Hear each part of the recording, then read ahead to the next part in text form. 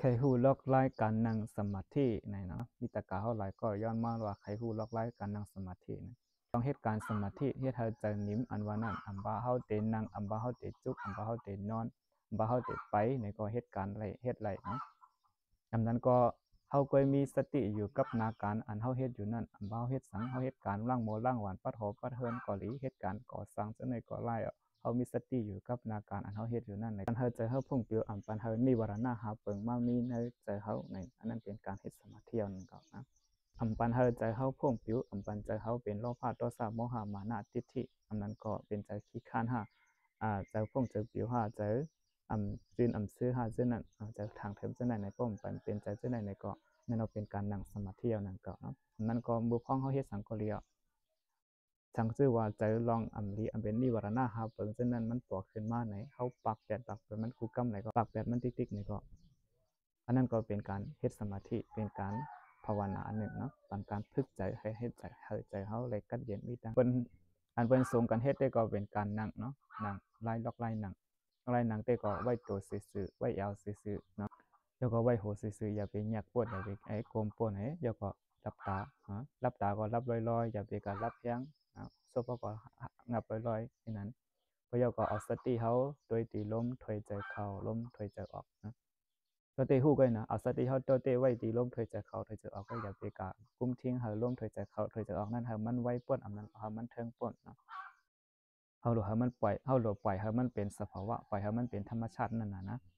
ตัวเฮาเนี่ยก็ไว้ลมๆนะตัวเฮานั่งนั่นน่ะก็ไว้ลมๆไว้นั่งเป็นสภาวะนะไว้นั่งให้มันสบายๆนั่งให้ไปแข็งนั่นน่ะนะอย่าไปแข็งอย่าไปคัดอย่าไปจืนไว้อย่าไปกันไว้ตัวเฮามือเฮาขาเฮาจะไหนตัวสติด้วยเนาะแล้วก็ไว้เอาสติเฮาลอยตัวอยู่ที่ลมถอยใจเข้าลมถอยใจออกมีสติบ่ถอยใจเข้าก็ฮู้จ้อมบ่ถอยใจออกก็ฮู้จ้อมนั่นแหละ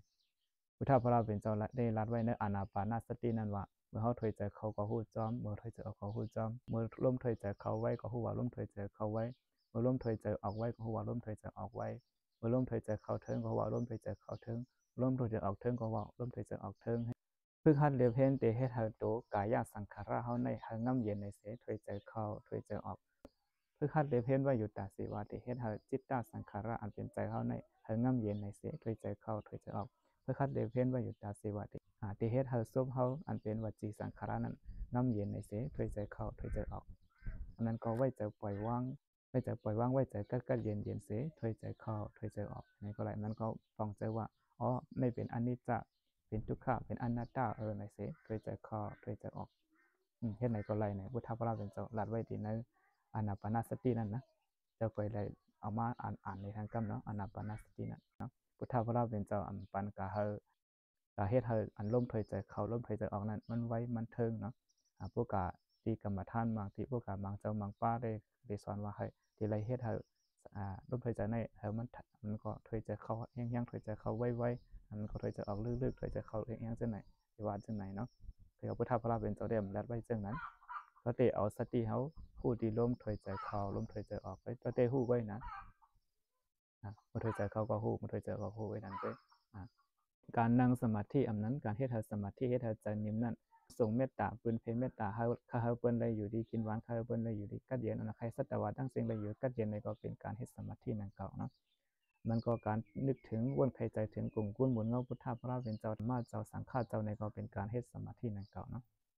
นะด้วยการอันเปิ้นส่งกันเฮ็ดนำได้ป้ายวิทยาศาสตร์เขาป้ายเจ้าป้ายสายเขาหมอยาเขาก็ยอมรับว่ามันมีความดีเยอะลงอันว่านั่นแต่ก็เป็นการอานาปานสตินั่นเนาะมันเดี๋ยวจะเฮ็ดให้ออกเฮาเข้มไปวนเฮาก็ลีมาใจเฮาก็นิ่มมาสิเฮ็ดการงานสังก็เฮ็ดให้เจียวคืนเจียวมักเจียวมีเจียวออกมันนั่นน่ะนะเพราะเฮามีใจนิ่มเพราะเฮานั่งสมาธินั่นถ้าพระเป็นเจ้าก็ว่าไว้จังนั้นเนาะเยี่ยวไว้มันก็ตั้งยืนสู้เฮานั้นเตรียมพลไว้ในใครเตไรนั่งสมาธิในก็ว่าจอมว่าไว้เนาะป้ายทายเขาเจอว่าใครอยู่ดีกินหวานใครก็เรียนซื่อสัตย์ก็ให้นาการเฮาในอ่องมันไว้ในก็เหตุการณ์สมาธิเนี่ยย้อนประวัติใจเฮาออกเฮานั้นเรียนไว้เฮ็ดให้ออกป้ายวนอันไผตั้งอันดีเฮ็ดให้เดี๋ยวขึ้นเดี๋ยวมาสูงนั้นมันติมีมานำเด้อขึ้นมานำในเขาว่านะเปิ้นจำกันไว้เปิ้นจักแจ็ดเด้อนั่นนะเปิ้นเอาเครื่องจักรส่งเลยเปิ้นเอาเครื่องจักรอันคึดกราบเสเลยเปิ้นจำตัวนั้นออกก้นอันใกล้นั่งสมาธินั้นในเปาะเขาเลยหันว่ามันเป็ดก้นอันมีตั้งเสื้อสิเปิดในก็ว่า แล้วก็มีเฮ็ดให้หยันออกตั้งในออกเฮาในมันขึ้นมาหลายเจอหลายเปิงเจ้าก็ไปจอยยศยาหลายยอกกาหลายอันก่อนค่ะนะ